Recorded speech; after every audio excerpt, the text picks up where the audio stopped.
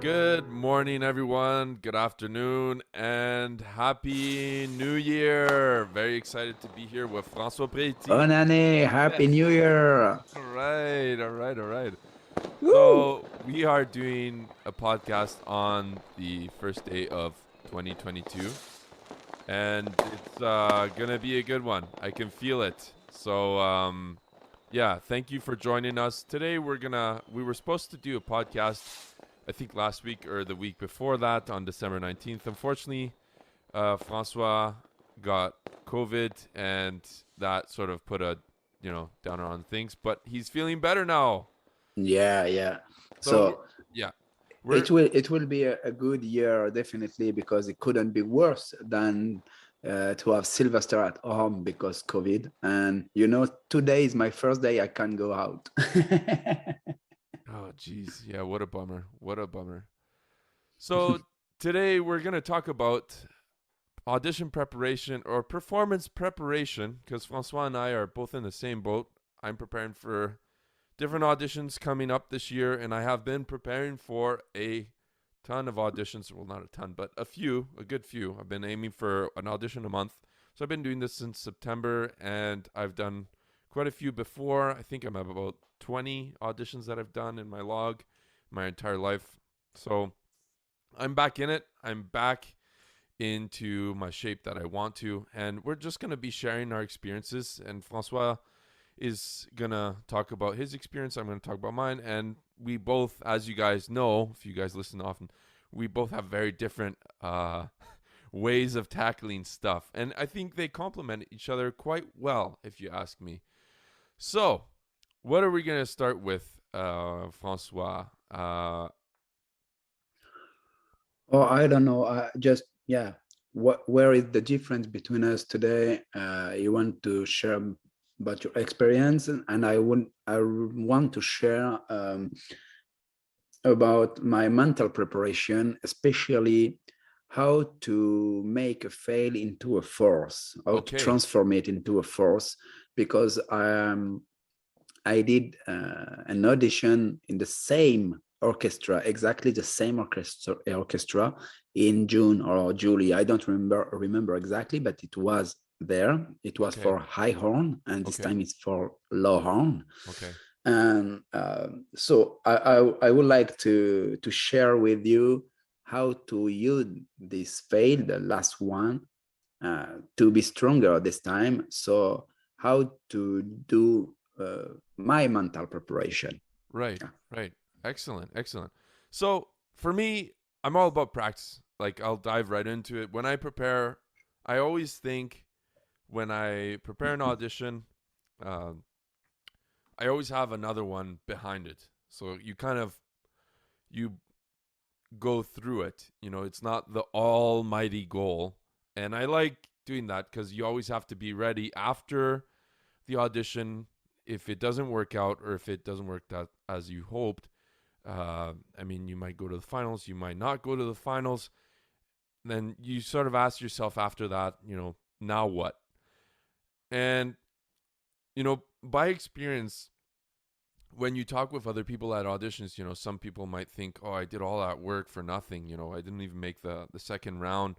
But it's only in vain. It's only useless if you don't have another goal because the everything that you prepare has a purpose.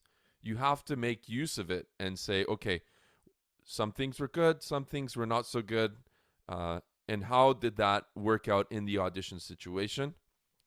So for me, number one is always have something on the back burner. You always have to have something, another goal. Whether you're preparing an audition or whatever. So you just want to make sure that you always have something that's going to fuel you. And it doesn't always have to be super hard. Some things can be a little easier. I'm preparing some recording auditions like today, and the excerpt list is a little smaller, but it's still something that I could pat myself on the back, say, okay, good. You did this, and now you do something a little harder because no one likes going on overdrive all the time. Obviously, especially at this time of year, uh, things are just starting out very slowly. You're just getting back in it, and you want to take it slow but steady. And I'm in this for the long game. So I really can't stress this enough, but you always have to have something ready. The other thing that I like to use is a tracking device or tracking sheet. So in my room, I have a lot of whiteboards. I have two, but they're big. And I divide my week up into four pieces, I think. So I do like Monday, Tuesday, Wednesday, Thursday, Friday, Saturday, and wait, that's Monday, Tuesday, Wednesday, Thursday, Friday. Yeah, so four parts. So then Friday, Saturday, and then Sunday, it's like its own thing.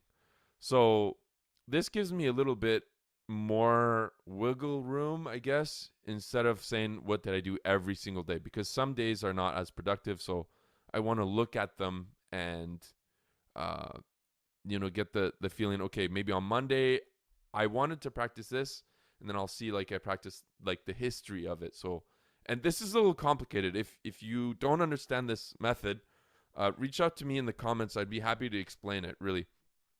Uh, but basically, I like having seen what I did and what I need to do forward, and that's just the benefit of tracking. Like when you track something, you can see what should come forward or where you'd like to be forward, and what happened already. So that's a two-way street, because you can be happy of what you accomplished, but you can also see, oh, yesterday I should have worked on this. Now I'm gonna be able to work on that.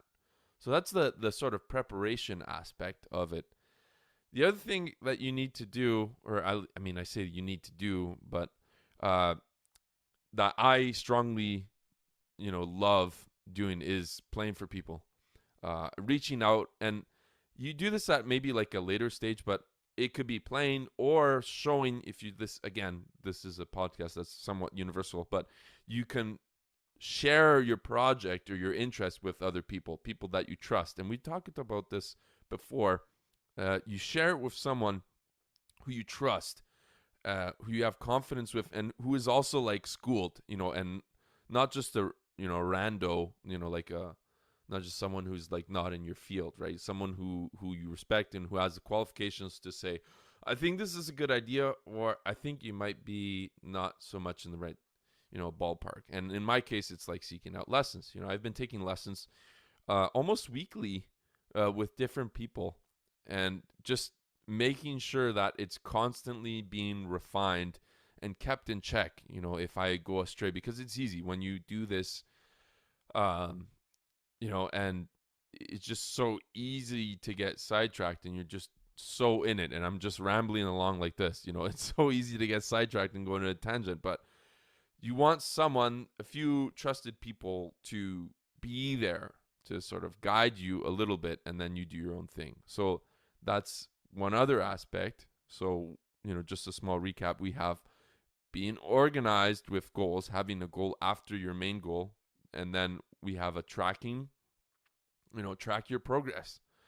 And then you have seek help with other trusted peers, colleagues, family, friends. And then the fourth one, which kind of goes into tracking, is make sure you can see your work with objective eyes. So that means putting your work away, not touching it for a day or two, coming back to it. And if you're playing music, you might want to consider recording yourself. Now, I record myself every day. It's just the way I work. It might be 5 minutes, it might be 30 minutes, but I record myself religiously every single day I practice. So that helps you, so that you can record something, listen to it with, from far. Sometimes I literally record something as I'll let my speakers in my room play it on loop, and I'll go to the other end of the house and try and listen to it as if I heard someone else practicing. And it really helps for me. I gain some clarity as to what I may say in a teacher position to myself. So that's sort of the nitty-gritty of preparation. And then I'll let François share some stuff, because I'm going to ramble on for ages here. I love this stuff. I do it because I love it. I'm going to let François take over, and then I'll go back into when we actually are at the audition, then what then. But that's sort of my, preparation as to what goes down when I know I wanted to get into this momentum of audition preparation. So François, what are your thoughts? And you're welcome to comment if I didn't explain some stuff super clear there. I know Yeah. it was pretty So quick. yeah, I go in another direction. So for me, I was said in introduction, I would like to speak about my last audition. Until my 30 years old, I was really scared on stage. I had a big stage fright. It was a big problem for me because, you have this feeling, you are practicing months and months and years, what I say, months, years, and finally you arrive on stage for this audition or sometimes just a concert, and in 1 minute everything you prepared is crashed down, and you feel humiliated, you feel really bad, and you think you are just a piece of shit. And since I solved this problem with a new mental preparation, I can present a music piece for auditions really credible, and I can analyze how you are saying. Yeah, you need to track what you are doing, etc., etc. But for me, it has no, how can I say, it had no sense, because okay, I can track my evolution when I'm practicing, but I can't track what I'm doing in audition, because all my auditions were screwed up because of my stage fright. So no analyze possible, and so since now 3 years, maybe 4, I don't know exactly when everything changed, I can analyze, but I'm a low horn player. And unfortunately, in France, all last auditions during these 3 years was for high horn. So good for me or bad for me, I don't know. Good point is it was a good practice for me, but I was not so, how can I say, so good prepared, because it was not my specialty. Okay, even though I'm now better with high horn and I can present something really credible, really good. Yeah. And so my last audition was here in Strasbourg. So for the Orchestra Philharmonic Strasbourg, and it was for high horn. So it's really good because it was exactly in the same place, the same room to prepare yourself before the audition, the same audition room, maybe the same pianist, and I know her. I hope it is the same one. I will call her in few days to know if it's her. And it's really, really good, because since I do this audition with my new mental preparation, every audition was better than the last one. Every time it was a bit better. So it means something. It was better with my emotions, but it was better technically too. So now I have a real hope. Before it was just, I have luck or not, Now it's not a luck question. It's really a real evolution. And how to do this mental preparation against stage fright is the most important thing is the visualization. You are visualizing you during the audition process, but not just the moment you are playing, before, during your preparation, during the audition, and after the audition, and everything with good emotions, with success, etc., etc. And it's the most important. If you want to do a good mental preparation, emotions preparation, because you have stage fright, your visualization is the most important. It's really important to understand that. Without that, you can try ad vitam aeternam. So, and one of the most important element in this visualization is to have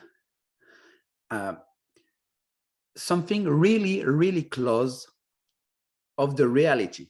So the most closer, how can I say, closest you are of the reality, better is that.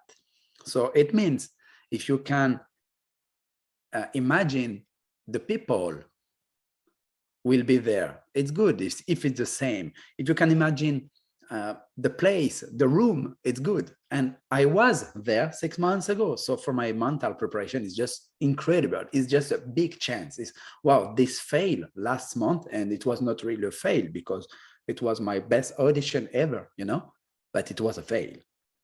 But this fail gave me so much opportunity to do the best mental preparation ever I never had before. So it's really important. I would to share that. So of course, I explain you the most important is the visualization. Maybe I can explain you why. It's because your subconscious can't make the difference between what you are imagining and the reality.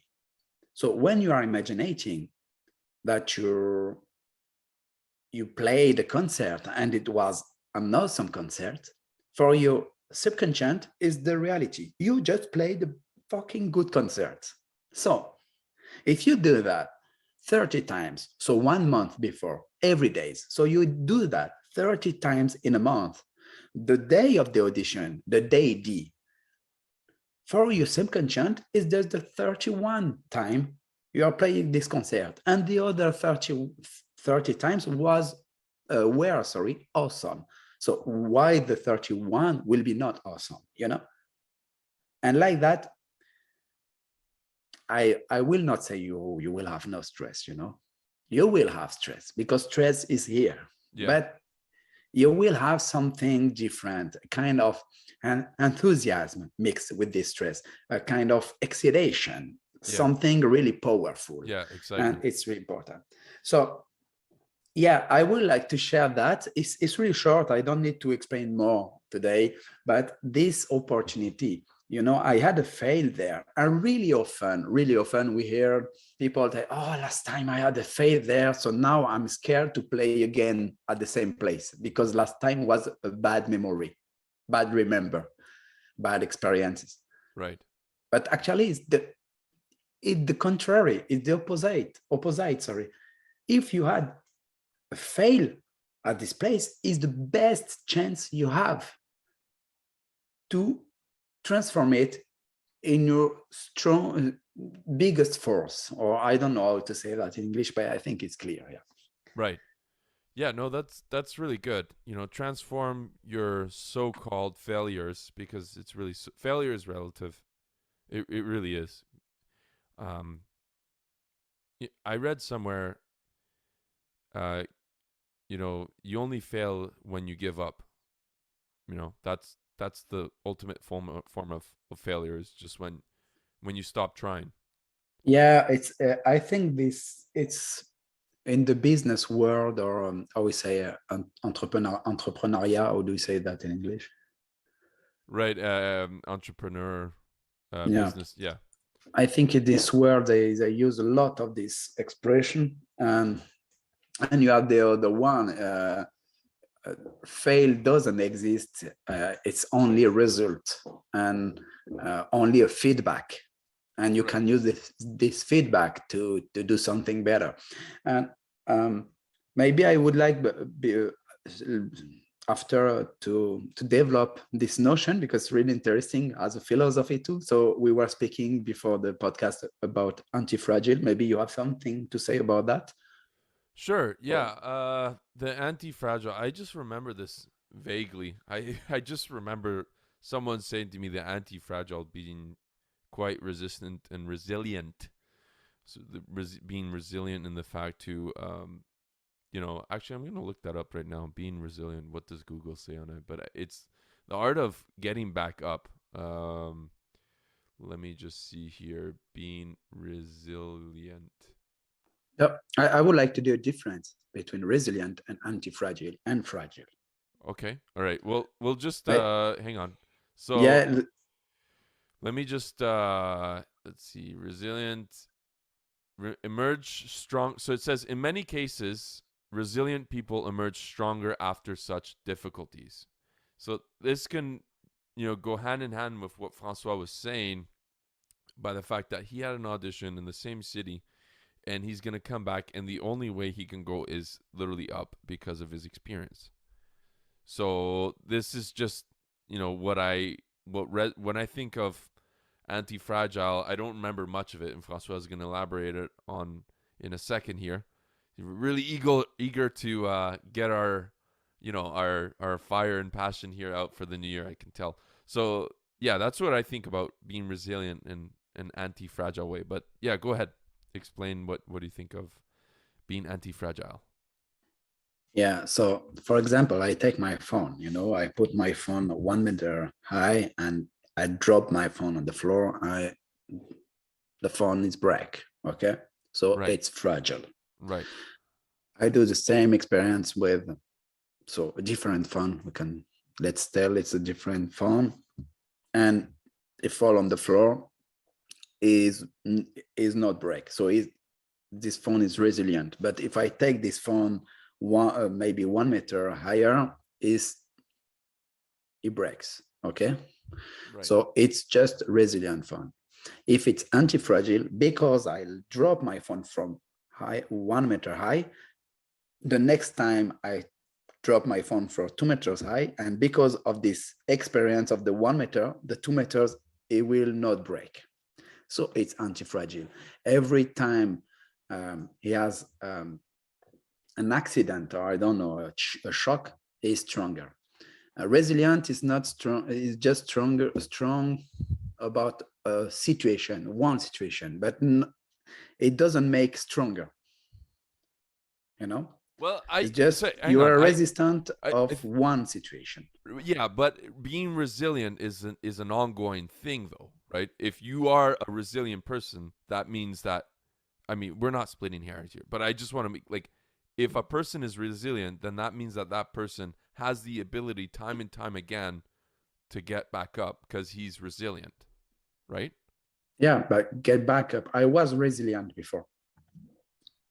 I was coming, I would say, back up all the time, but I was not stronger. I see what you mean. Okay, okay. I Do see. you understand? Yes, yes, I Now, get it. because Yes, of yes, yes. one experience, sorry, and because of my experience and my mental preparation I have now, I'm stronger than before. I come back stronger. I was coming back during 10 years and I was never better. It was all the time the same shit. Sorry for my words, but I was just resilient. I came back. I was strong, but not better. Okay, no, I get that the point. It's the person is sort of trying all over and over again, but they're not necessarily moving forward. They're just coming back.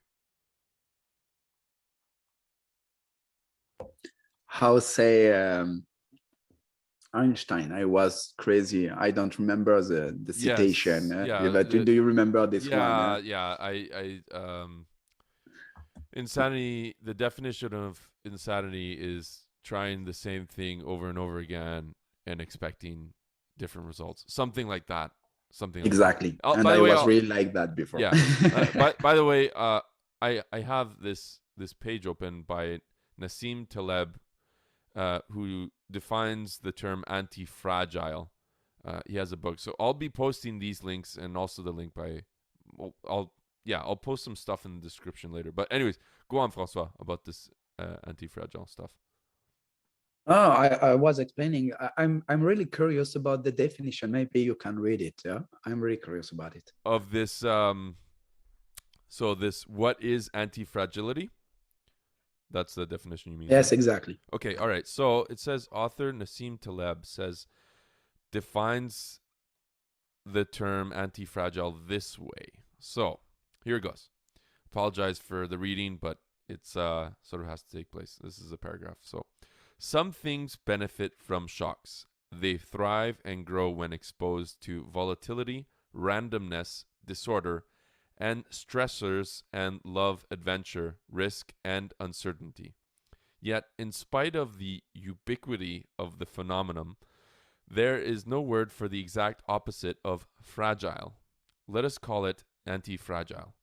Anti-fragility is beyond resilience or robustness. Okay, I get you. All right, going on. The resilient resist shock and stays the same. The anti-fragile gets better. This property is behind everything that has changed with time: evolution, culture, ideas, revolution, political systems, technological innovation, cultural and economic success, corporate survival, good recipe, chicken soup, steak tartare with a drop of cognac. Okay. The rise of cities, cultures, legal systems, equatorial forests, bacterial resistance, even our own existence as species on this planet. Okay, so this is from, by the way, just, save myself. This is from Nassim Taleb. I will put this on the link. So he goes on with bullets here. From apparently he has a book. This is from Buster Benson. Has some excellent thoughts on how to live an anti-fragile life, giving us these core principles taken from the Anti-Fragile book. It says on this blog here. So it says stick to simple rules, build in redundancy and layers, no single point of failure. Resist the urge to suppress randomness. Make sure that you have your soul in the game. Experiment and tinker. Take lots of small risks. I have to agree with that. That's really cool. Avoid risks that, if lost, would wipe you out completely. Agree again. Don't get consumed by data. Keep your options open. Focus more on avoiding things that don't work than trying to find out what does work. Respect the old. Look for habits and rules that have been around for a long time. So this is really cool. I was not familiar about this. I might check out this book that Buster Benson has done. It's a short internet. This is really short. It's like a page or 2 pages long on the internet. It's the article is 10 Principles to Live an Anti-Fragile Life. I think it's really cool. I'll put this in the link. I hope, François, that some of this sort of resonated. I really like how it said it did. Yeah, it's exactly what I was explaining, but yeah, better. yeah, no, yeah, of course, yeah. See, we're just two buds doing a podcast. We don't know what we're doing. No, just kidding. But I like it how it says that anti-fragility is beyond resilience or robustness. That's cool. Because I stand corrected. I thought really resilience was like, man, if you're resilient, you're doing it. But I guess I like the word. I think resilience is a much, like, even in Italian, resilienza, it's a much more beautiful word than anti-fragile. Because then anti-fragile, I don't know. I'd have to talk with François here because it has the negation, right? It's like anti-fragile. What do you think of that? I don't know, as a word, but that's going into like the etymology of the word. Oh, okay. Oh la la. We're Yeah, just full of ideas today. we can speak about that, but I would like. It's perfect because I was thinking about something else to go further, and your question is just perfect because you know me, I'm really interested with personal development and especially in pedagogy too. The resonance of the words and how you are saying now anti-fragile, our subconscious here just fragile. Exactly. So it's maybe not a good word for the resonance with us. Yeah. Because the subconscious and other lesson today, you have a lot of good things today. Normally people are giving me money for that. It's really Happy New Year, I can say you. But you know what? Case in point, yesterday, what did I write for every single week? Because every day before the next month, I write in my planner for every single week, always diamond. Because this is like an image that François, when he was coaching me, it's like so strong for me. It's shiny, it's strong. It's beautiful. It like has everything. So I think words are really important here. So anti-fragile is a little bit too, I don't know, too like hard for me. I like months ago, a year ago, I would have not said that. I think I would have been stuck and be like, "Oh yeah, never give up," which is also good. But I feel like there's this resistance that you have to fight through. It's like never let go. Well, you're hanging on if you don't want to let go. Why not just say like climb instead of like never let go or I don't know. Yeah, You know, let's explain why. yeah, Because it's how I was explaining just before. Subconscious doesn't understand the negation. So when you are saying never give up, your subconscious understand give up. So yeah, anti-fragile is interesting. It's why your question is really interesting, because we have the word fragile and a kind of negation. Anti is maybe not real negation. So I don't know exactly. I don't want to say it's sure it's a bad word or not. I don't know. I prefer to stay neutral on that, but it's interesting. And I was thinking about Socrates. You know, right. Socrates Yeah, Socrates. was philosophy really controversial, and for him, so I was speaking about personal development. It was a kind of maybe one of the first real pioneer of the personal development. He was speaking about I don't know if I have the good word in English, but wisdom, sagesse. You know, good sense, Right. wisdom, Wisdom, yeah. and for him, uh, it was really important to have conscience, to be conscient about what you are doing, and to have this wisdom. And to have this wisdom, the best way was the knowledge of yourself. Right. And it's exactly what we are explaining about anti-fragile. Anti-fragile is to have the knowledge of yourself. Do you know this fable of La Fontaine, the rabbit and the tortoise? Sorry, I Right. mix all the time the two animal. Right. No, no. Let's hear it. Turtle, no, tortoise. To be honest, I do not know the difference. We'll have to do One is a bird and the other is the, Oh, it, it's the really okay. I have no idea. yeah, one is a tourterelle and the other one is tortue. Okay. So like the ninja, you know, the Yeah, turtle. yeah. Right, yeah. Okay.